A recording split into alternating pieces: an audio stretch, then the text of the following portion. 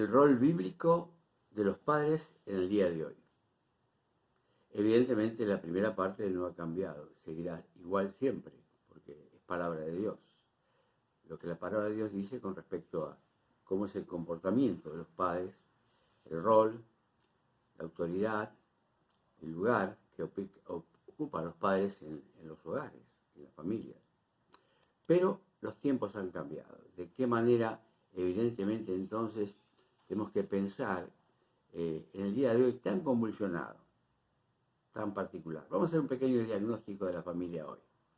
¿Cuál es la realidad de la familia de hoy? Padres frente a la mentira de sus hijos, rebeldía y rechazo de la autoridad de parte de ellos, que tendrá sus consecuencias cuando sean mayores, adolescencia preocupante, niñez desafiante y exigente, madres solas en la crianza de sus hijos y padres cada vez más ocupados fuera de la casa y del hogar. Esta es una situación muy tensa, muy particular, que la mayoría viven o todos los temas o todos los ítems o algunos en particular, que igualmente preocupa. No obstante, ¿qué podemos ir afinando la puntería para analizar el tema? La familia de hoy es como un barco a punto de hundirse, en muchos casos. No se sabe quién es el capitán, falta una autoridad indefinida y respetada por todos los integrantes de la familia. Los marineros se amotinan salvajemente, mientras el timón gira loco, si no hay quien conduzca los hogares, las familias, y evidentemente, ¿qué se puede hacer? Que el padre vuelva al puesto de mando de la nave, tome en sus manos el timón y imprima un curso positivo a la familia. Pero está bien como principios, como pautas, pero ¿cómo hacerlo? Bueno, hay un concepto por lo menos que se tiene que ser considerado y es el modelo de paternidad actual, lo vemos, es inadecuado y se necesita un modelo mejor. No solamente es el modelo que vemos en muchos hogares, también los medios de difusión, hay películas, hay series de televisión que presentan juntamente roles, no solamente paternos, otros miembros de la familia distorsionados con respecto a lo que la palabra de Dios enseña. Y evidentemente los medios de difusión tienen mucha influencia hoy en nuestros hogares. Esto nadie los puede negar. Y no solamente los medios, porque también vemos que los celulares han tomado un lugar en la familia de las personas con diferente incidencia según sea la persona.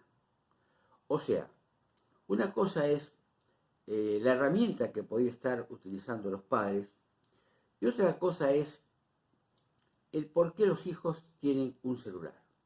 El argumento de los padres es, bueno, es por un tema de seguridad, queremos saber cuándo salen de la escuela, que nos avisen para pasar a buscarlos si es así, o si no, de otra manera, que estemos comunicados. Pero desgraciadamente, hoy los celulares no sirven solamente para eso. Un celular de hoy, de más o menos última generación, posee una capacidad, acumula un contenido de posibilidades y de cierto poder y alcance que decía el hermano Sebastián Ochoa, un ingeniero electrónico, dándonos un curso y una información respecto de él, contiene la información, mucho más información, que la computadora que en la NASA llevó el hombre a la Luna. Aquella computadora era muy grande, de mucho alcance, pero tenía un solo objetivo, comunicarse con la nave. ¿Cuántas funciones tienen nuestros aparatitos? ¿Cuántos app? Lo que usted pueda colocar en ellos. Evidentemente también entra algo peligrosísimo, que es la distorsión de los conceptos de familia, y algo mucho más peligroso también, que es la pornografía, que es un tema que trataremos en otra oportunidad. Por lo tanto, el modelo de paternidad actual es inadecuado, por lo que estamos viendo, y se necesita un modelo mejor. Ahora, ¿cómo podemos implementar un modelo mejor? Benjamin Stock, un psiquiatra de la década del 40 en los Estados Unidos, propuso una educación sin límites para los hijos, sin restricciones. O sea, el mensaje era, no peleen con ellos, no discutan, no castiguen, dejen hacer. Se perdieron con él 2 generaciones. Los niños que en esa década se criaron de esa manera y sus hijos. Y quizás también tuvo influencia sobre una tercera generación.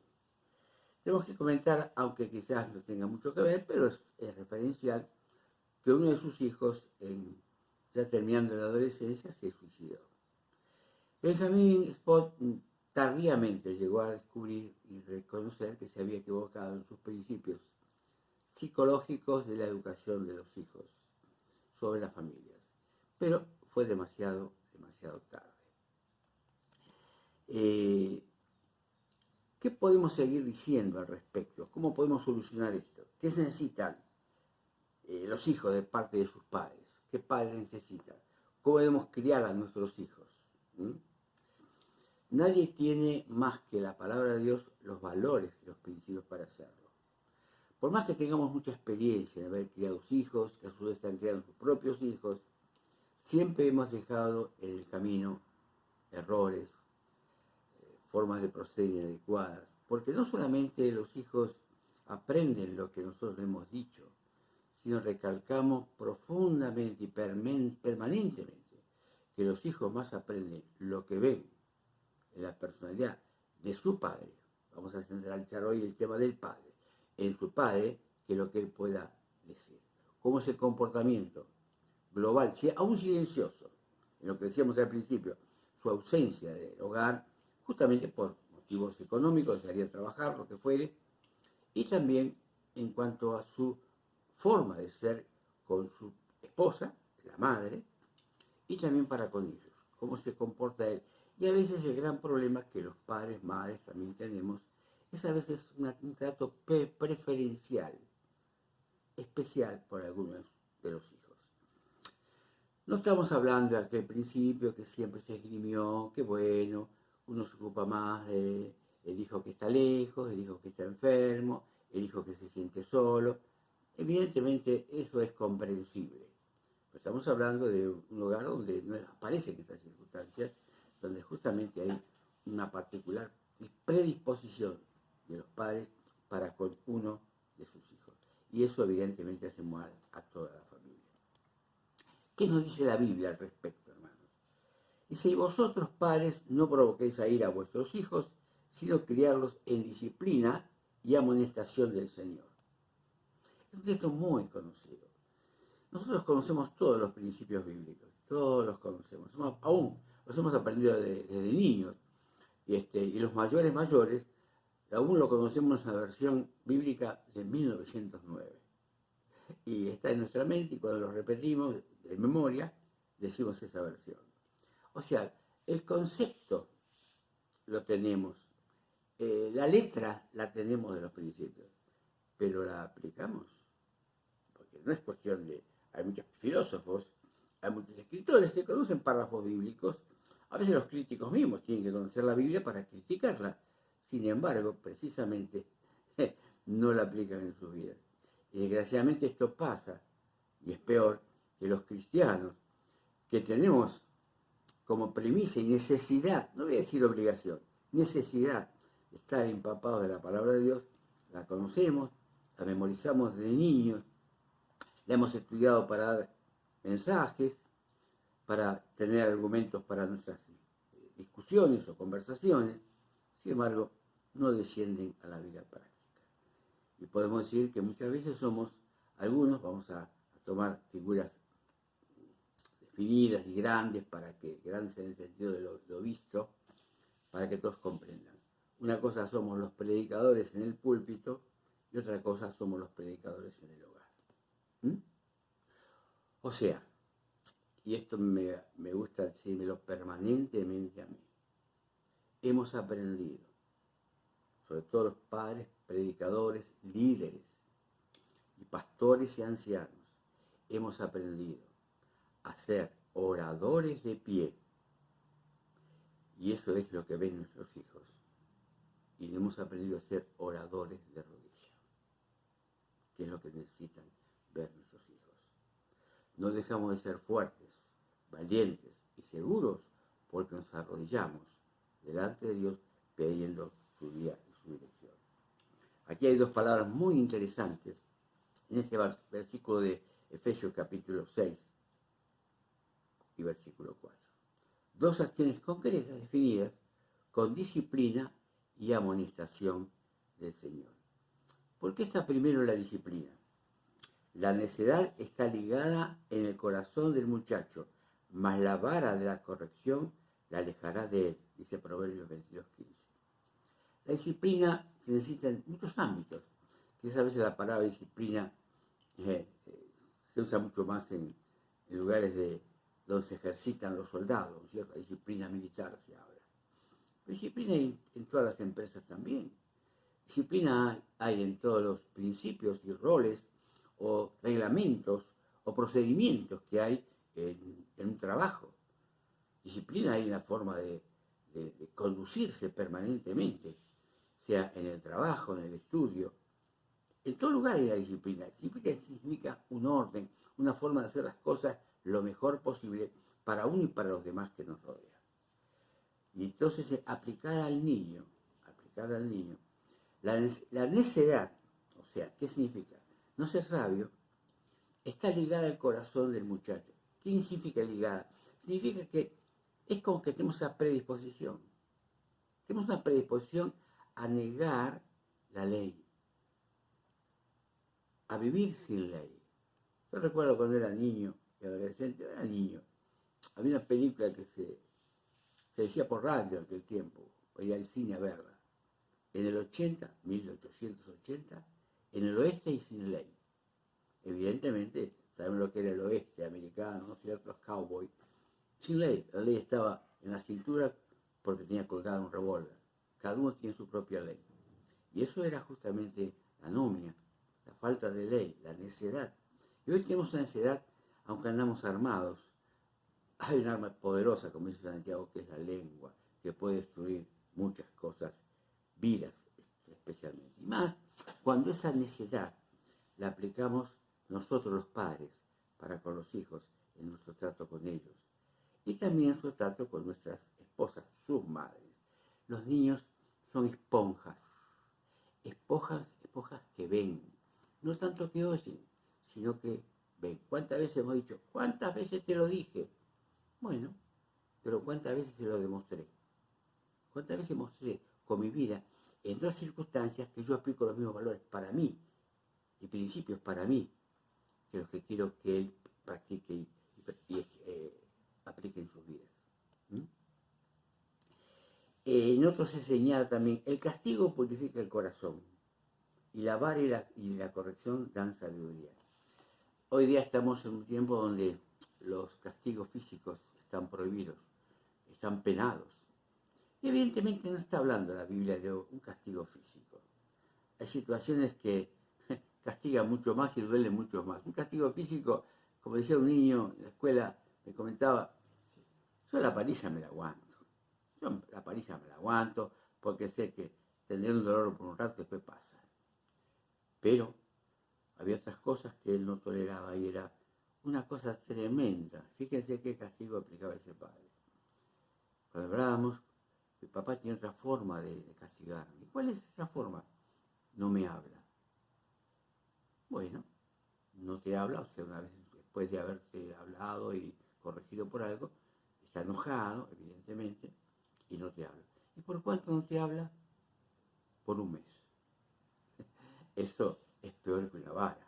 Eso es un garrote para un niño. Los padres, al no hablarle, el niño se sentía ignorado, no existía para ese papá. Hay castigos que duelen más. No hace falta ni el castigo físico ni la ignorancia. Simplemente muchas cosas que le hemos dado, le hemos brindado, libertades, que a veces no son propias para la edad, tenemos que restringirlas. Y como decíamos antes, una de estas cosas, perdonen que insista en esto.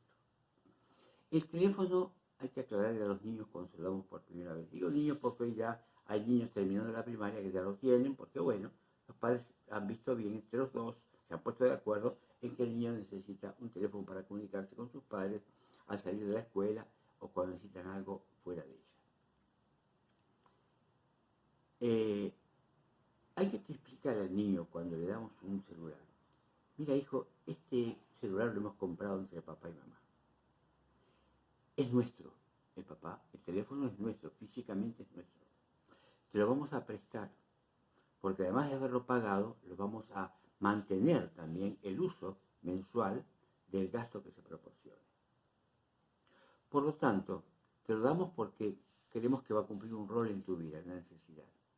Pero también queremos que sea usado no solamente el teléfono, sino que tu conducta esté acorde a la libertad y a la madurez que estamos otorgando por darte un celular. Si nosotros vemos que esto no funciona, por eso las leyes tienen que estar escritas antes. Si vemos que esto no funciona, te retiramos el celular, porque el celular es nuestro y lo pagamos nosotros. Que quede bien claro que el celular no es tuyo, te lo concedemos, es un préstamo, para que lo uses en condiciones en que hemos acordado. ¿Está claro? O sea, como estas hay otras cosas también que pueden dolerle mucho a un joven. Porque aparte, en otra oportunidad vamos a hablar del peligro que significa que un niño vaya a la cama con un celular. Cada día podemos aplicar, sin que sea un castigo, decirle, a las 10 de la noche el celular viene acá a manos de papá y de mamá. Y lo vas a recibir a la mañana cuando te vayas para la escuela. Porque un niño puede estar hasta las 2 o 3 de la mañana viendo películas, viendo series, comunicándose, y desgraciadamente hoy, si usted no ha bloqueado el celular, puede ver pornografía.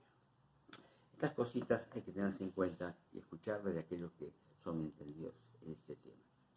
La vara tiene 3 operaciones. Dice la palabra de Dios. Vamos a los términos bíblicos. Aleja la necedad, la sabiduría. Purifica el corazón y la sabiduría, como decíamos. La disciplina tiene un freno, no con ira, sino fruto de nuestro amor y de buen juicio.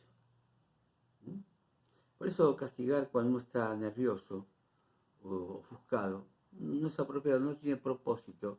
Evidentemente no podemos llegar a nada con eso. La amonestación del Señor instruye al niño en su camino y cuando fuera viejo no se apartará de él. Esto también lo sabemos de mucho tiempo, desde niños lo sabemos, ¿no es cierto?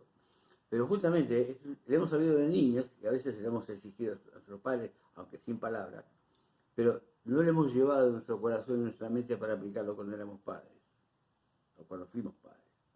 La promesa es que la instrucción temprana encamina los pasos hacia la vejez. Y esto es verdad demostrada. Verdad demostrada. Lleva tiempo, no es de hoy para mañana, pero ¿qué hacemos nosotros? Es la semilla de la palabra de Dios que sembramos. Es la palabra de Dios que sembramos en el corazón de ellos. Y es la manera en que la vida funciona mejor. Porque estamos haciendo caso al Creador, aquel que nos formó de tal manera que sabemos cómo funcionamos. Y hay algo que no es solamente la función fisiológica del organismo, la buena alimentación, el buen ejercicio, las disciplinas corporales y mentales, lectura y estudio, capacitación, sino también valores espirituales. Hay una gran diferencia entre un sabio con valores y un sabio sin valores espirituales. La amonestación del Señor, qué hermoso. Es el equilibrio fundamental. ¿Entre qué? Entre estos textos. Fíjense, la instrucción no es sin la disciplina y la disciplina es sin la instrucción. Ni una cosa funciona sola, ninguna de las dos. Ni la instrucción es sin la disciplina y ni la disciplina es sin la instrucción. Si nosotros vamos a instruir, tenemos que advertir los límites de los términos acordados y las consecuencias. A veces tenemos que decir a los hijos que hay consecuencias que no vamos a aplicar nosotros. La vida misma le va a aplicar consecuencias. La vida misma. Tendrá que aprender a detectar el abismo, los peligros, respetar los semáforos de la vida, no solamente de la calle, los semáforos de la vida. Y además, la disciplina, tiene que haber instrucción. Por algo, hijo, te disciplina. Como dice Hebreos, El padre que ama disciplina, porque ama. Y no mostrar satisfacción cuando tenemos que castigar a nuestro hijo. Y mostrar que hemos cumplido con nuestro rol, con una mirada hasta podría ser de venganza. ¿Me has desafiado? Pagará las consecuencias. No me has desafiado a mí. Has desafiado los principios bíblicos que yo te he enseñado siempre. Estás desafiando la palabra de Dios, los valores de Dios, que también yo tengo la obligación de cumplir, como hombre, como esposo, como padre. La palabra de Dios es para todos, tengamos esto en cuenta, hermanos. En el hogar no hay púlpito. En el hogar no hay púlpito. En el hogar hay sillas alrededor de la mesa, donde tenemos que aplicar la palabra en un aspecto. ¿Cómo dice Deuteronomio capítulo 6 o capítulo 11? Con otros aspectos también de cómo debemos transmitir la palabra de Dios. Sigamos adelante. ¿Qué encontramos en la Biblia? Algo que se habla poco. Es el sacerdocio del Padre. ¿Sacerdocio? Pero el sacerdocio fuera de los del templo. Sí, sacerdocio en el hogar. El que debe llevar el sacerdocio espiritual en el hogar es el padre, no la madre. Ustedes me dirán, ¿y si el padre no la lleva? Bueno, hagamos esa salvedad. Pero no obstante, tenemos que analizar por qué sucede eso. Si el padre, por supuesto, no conoce a Cristo, tendrá pocos principios bíblicos, no ninguno, para enseñar a sus hijos. Muy bien. Pues puede tener valores también. No tenemos que negar que hay hombres sin Dios que tienen valores. De alguna manera han llegado a su corazón eso. Saben lo que es bueno y saben lo que es malo para sus hijos. Pero no podrán transmitir valores espirituales, bíblicos. Por lo tanto, la madre tiene que hacerlo de una forma sutil. No creer que ella es la sacerdotisa. ¿Qué significa sacerdote? Que traemos la palabra de Dios al pueblo. Así hacía el Antiguo Testamento sacerdote. Era la voz encarnada de Dios para con el pueblo. Y eso tiene que ser el papá, el padre, la voz de Dios para los hijos, para la familia. Aunque no sea un predicador. Porque si Dios no le ha dado el lugar de comunicar el mensaje del Evangelio a través de un púlpito, usted lo puede hacer permanentemente, día a día, con sus compañeros de trabajo, con sus vecinos, con sus familiares inconversos, en cualquier momento lo puede hacer. Y le puedo asegurar, y está demostrado, que usted va a llegar a más almas, y lo vemos en nuestras iglesias. Las iglesias están pobladas de personas que no fueron ganadas en una campaña de evangelización ni en una reunión de evangelismo. Han sido ganadas personalmente, y muchas veces no solamente con las palabras, sino por el testimonio. Nos ha llevado a veces mucho tiempo convencer a un compañero de trabajo, sobre todo, que pasamos tantas horas con ellos. Pero ¿qué sucede? Hemos soportado burlas, pero cuando hubo una necesidad, una situación especial, y se ha requerido de nosotros un consejo, han venido a nosotros. ¿Pero por qué? Porque han visto en nosotros una forma de practicar la vida cristiana. Si han salido comentarios acerca de la esposa, o han sido comentarios acerca de los hijos, o han salido comentarios a través sobre otras cosas que suceden a nuestro alrededor, sobre las tentaciones que puede sufrir un hombre, o sobre la circunstancia social que estamos viviendo.